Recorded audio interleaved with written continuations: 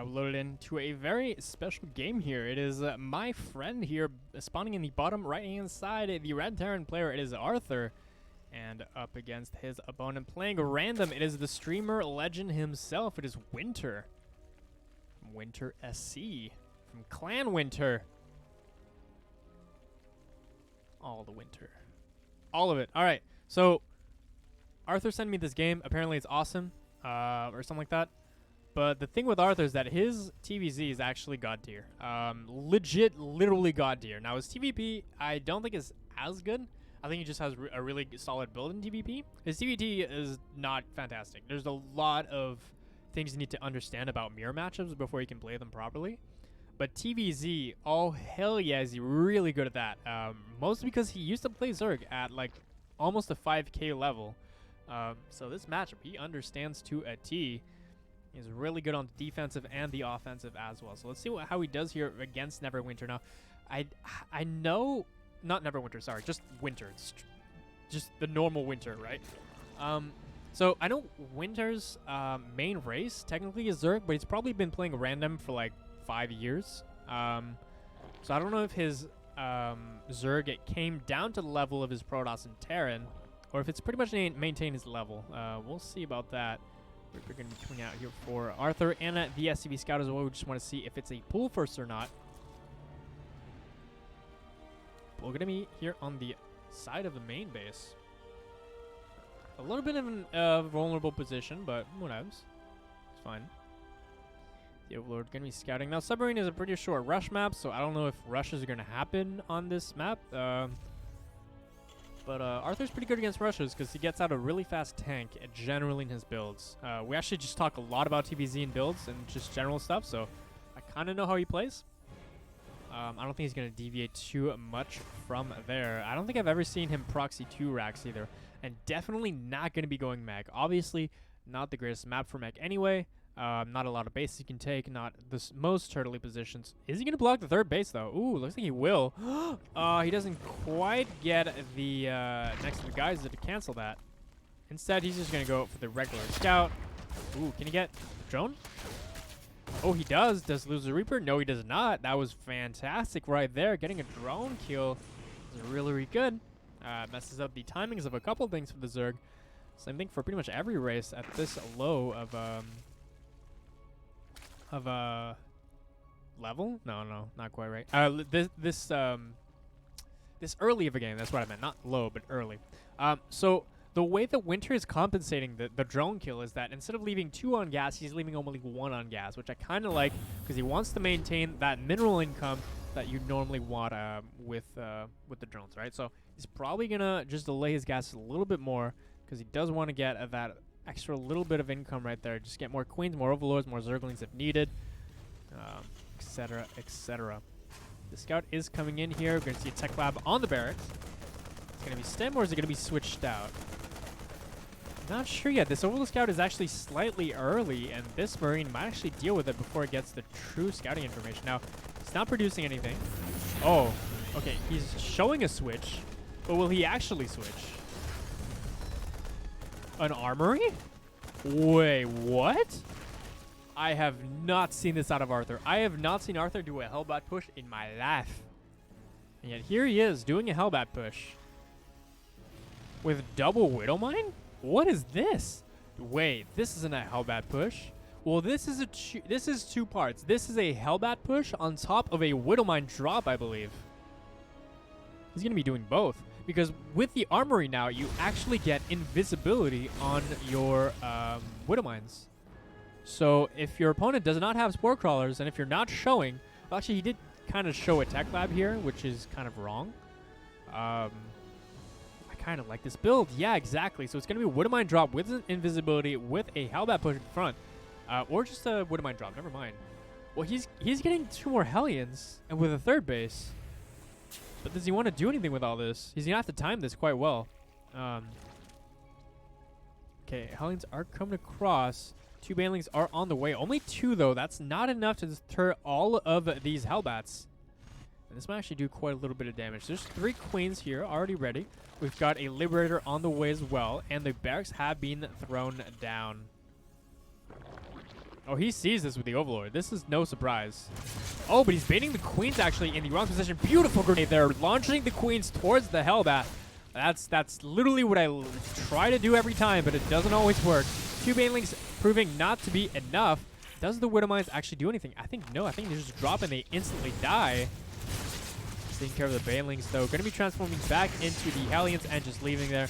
Retaining his supply and possibly going for a follow-up push maybe later on. Going to be dropping down those engineering bays as well. A lot of players there would have just YOLO'd the rest, but he knew that he couldn't get more damage down there. Besides, not many drones here to actually get. So he just transforms them back into Hellions, runs them back, and now he can use them a little bit more defensively and still retain map control. Ooh, he might actually get surprised here from the back. Ooh, he dives. He's diving. There's no drone still. The Liberator in the main doing some damage. The Sparkle has been repositioned, but the damage is still being done.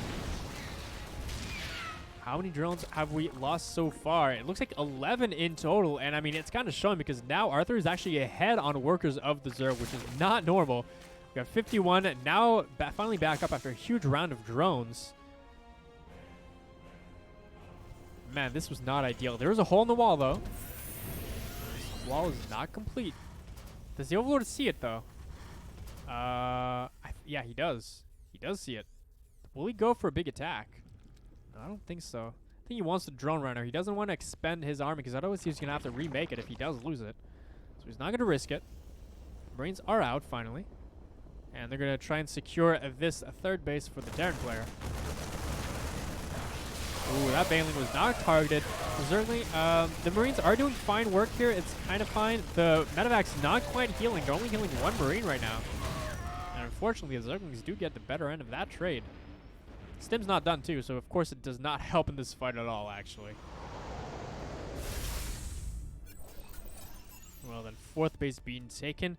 And Arther still ahead in supply. The army is quite ahead.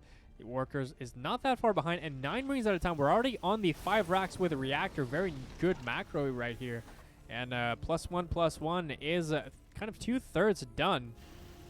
If he hits some sort of 1/1 timing, that could be strong. The 1/1 is actually quite nicely timed here for Winter, though. So even if he does hit with 1/1, the Zerg is going to answer with his own 1/1 upgrades. So I don't think it's going to do that much damage. The army supply, though, is in favor of the Terran player. So that's still definitely to be noted. The 1 tank on the way. I believe this is looking kind of like a timing push.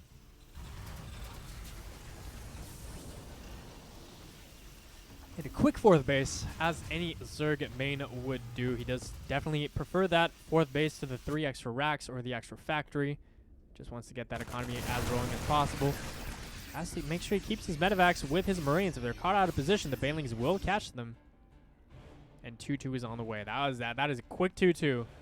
Now +2 melee is on the way. +2 armor is not on the way. So if he forgets that straight up, there is going to be a one upgrade advantage for the Terran player later on. And the push is happening. This tank is sieging. This 4th base is kind of forfeit. You can attack this if you want to. It's not going to be pretty, though. Ooh, he's not target firing, though. Not on the Banelings. But the Banelings, unfortunately, they still are not enough. Mutalisks are here, though.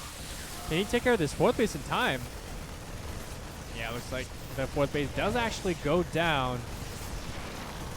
He's going to be forced to recruit. The creep sprite is quite nice, though, for the Zerg player. It's already over halfway across the map. Not that it's a big map, but that's still something to note. And +2 armor is finally started. The 4th base is trying to be taken as well. There's a whole bunch of Marines on the way. What does the Zerg player have? Not that much. He's trying to make more Banelings. And he's clearing the middle as he's pushing as well.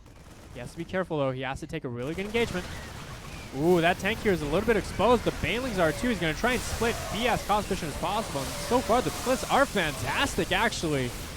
And bye-bye are the Banelings. And now this is kind of a free creep clearing festival, basically. He's just going to march forward. And he's going to pretty much kill all the creep that he needs. Not that many creeps, queens to respread.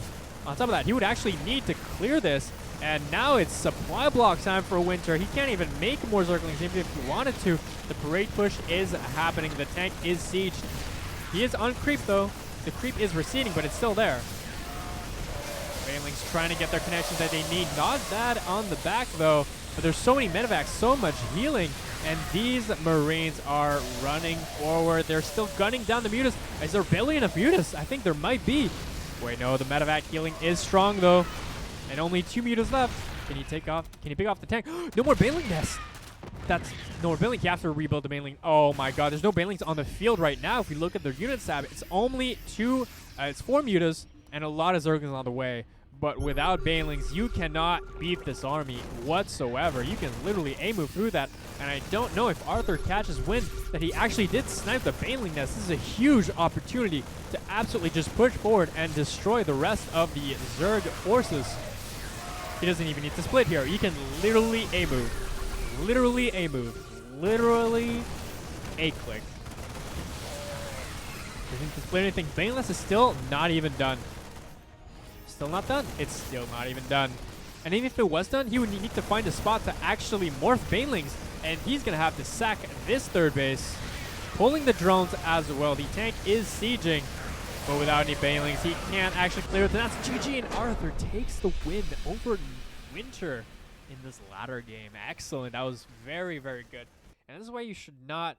You don't put your buildings in the front. God damn. Like... Sometimes people build buildings in front to try and stop Hellions, but I mean, if you ever get pushed or sieged, like you lose that Baneling nest, you're done, my guy. Especially if you don't already have Banelings on the field. Oof, that was rough. That was a huge window to be able to attack, and he did it.